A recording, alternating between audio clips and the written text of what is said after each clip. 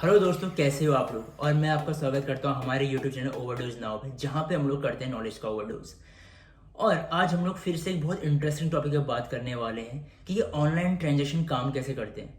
अब जब भी मैं ऑनलाइन ट्रांजेक्शन करता हूँ, मैं हमेशा ये सोचता हूँ कि यार अंडर द हुड ये ट्रांजेक्शन आखिर काम कैसे करती है। और मैंने कुछ अपने दोस्तों से और जानने वालों से पूछा क्या उन्हें पता है कि ऑनलाइन ट्रांजेक्शन काम कैसे करती है। बट मुझे दिखा कि मैक्सिमम लोगों को ये पता ही नहीं कि ऑनलाइन ट्रांजेक्शन काम करती कैसे है।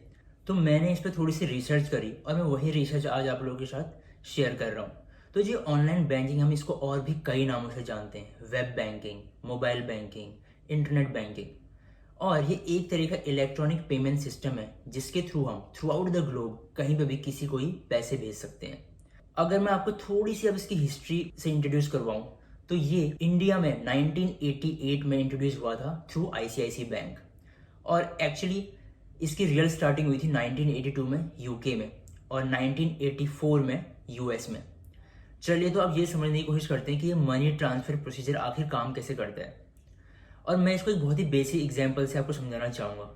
मान लीजिए मेरा एक बहुत क्लोज फ्रेंड है जिसका नाम मोहित है, और मैं मोहित को 10 रुपये देना चाहता हूँ और मैं उसको पर्सनली मिल के वो 10 रुपये दे देता हूँ। अब यहाँ पे कोई थर्ड पार्टी इन्वॉल्व नहीं है और ना ही कोई लॉ है, ना ही कोई रजिस्ट्रेशन है। मैंने उसको 10 रुपये दिए और उसे 10 रुपये मिल गए।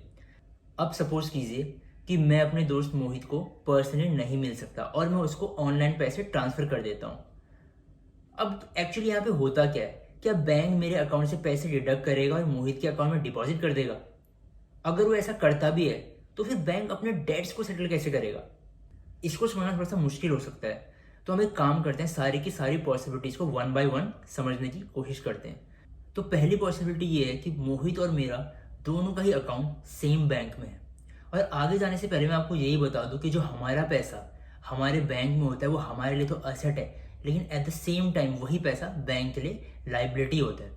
तो सपोज इस एग्जाम्पल में मैं अपने बैंक से बोलता हूँ कि यार 10 रुपये मेरे अकाउंट से निकाल के मोहित के अकाउंट में ट्रांसफर कर दो। तो बैंक एक्चुअली क्या करेगा, वो मेरे अकाउंट से 10 रुपये डिडक्ट करेगा और मोहित के अकाउंट में 10 रुपये डिपॉजिट कर देगा और वो इस रिकॉर्ड को मेंटेन करेगा। बैंक इस तरह की ट्रांजेक्शन को मेंटेन करने के लिए एक बुक मेंटेन करता है जिसको हम बोलते हैं बुक ट्रांसफर। बुक ट्रांसफर का मतलब ये है कि आप अपने असेट्स को फिजिकली मूव नहीं कर रहे हो, लेकिन आप उसकी ओनरशिप को मूव कर रहे हो। जैसे हमारे केस में मैंने अपने 10 रुपये अपने अकाउंट से मोहित के अकाउंट में ट्रांसफर कर दिया, तो इसका मतलब ये हुआ कि उन 10 रुपये की ओनरशिप अब मोहित के पास आ गई। यहाँ पे एक और बात समझने वाली है, क्योंकि हमारा पैसा बैंक से बाहर गया ही नहीं, तो इसका मतलब ये होगा कि ये जो ट्रांजेक्शन होगी वो काफी स्मूथ होगी, काफी फास्ट होगी और मोस्ट ऑफ द टाइम इस टाइप की ट्रांजेक्शन फ्री ऑफ कॉस्ट होती है।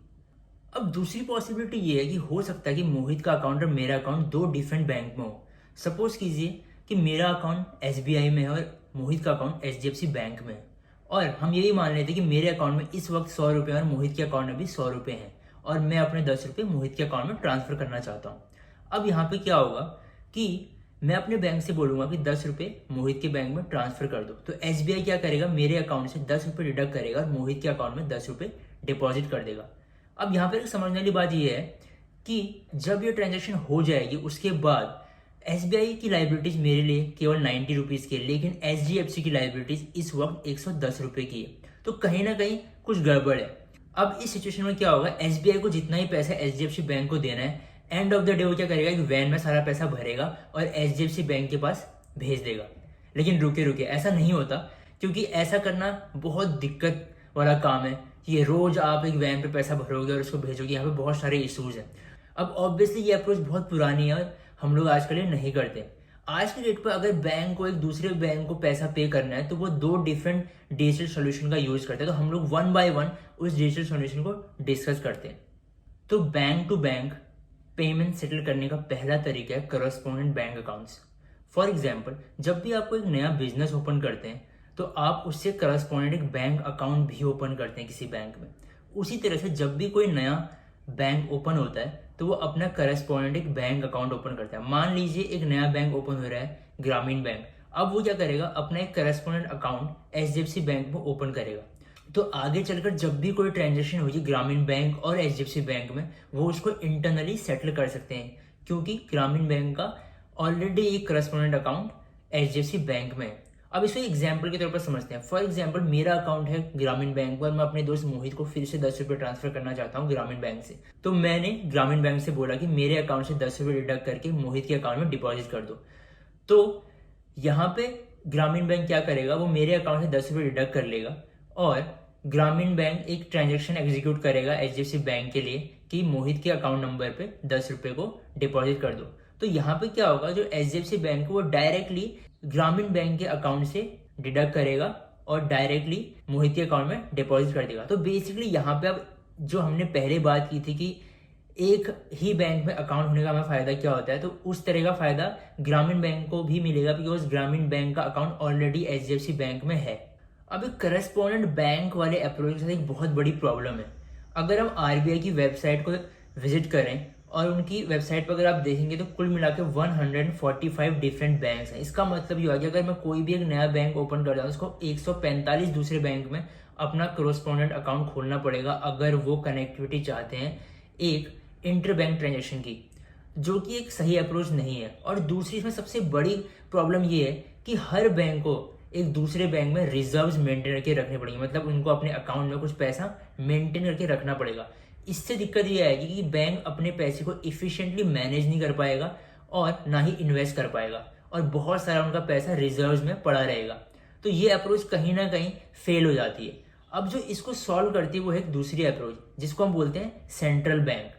तो सेंट्रल बैंक यहाँ पे बहुत इंपॉर्टेंट रोल प्ले करता है। इससे क्या होता है कि जो भी बैंक्स हैं उन्हें हर दूसरे बैंक पर अकाउंट ओपन करने की जरूरत नहीं है, बट फिर भी वो अपने इंटर बैंक ट्रांजेक्शन को सेटल कर सकते हैं। उनको अब सिर्फ एक अकाउंट ओपन करने की जरूरत होती है और वो भी सिर्फ सेंट्रल बैंक में। तो अगर हम इंडियन कंटेक्स्ट की बात करें तो RBI एक सेंट्रल बैंक की तरह ऑपरेट करता है। इसका मतलब इंडिया में जितने भी इंपॉर्टेंट बैंक्स हैं वो सारे के सारे अकाउंट्स अपने RBI में ओपन करते हैं और वहां से उनके इंटर बैंक ट्रांजेक्शन सेटल किए जाते हैं।